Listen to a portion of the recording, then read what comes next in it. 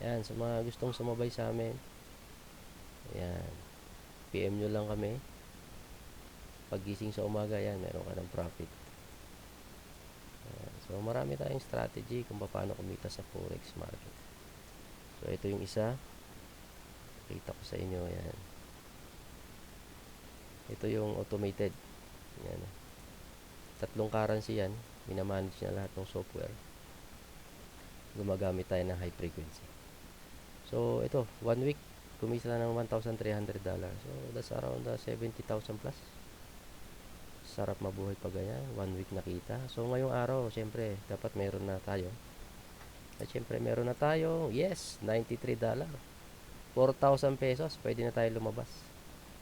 Ayan, kasi robot naman nagtitrade dito. Software na.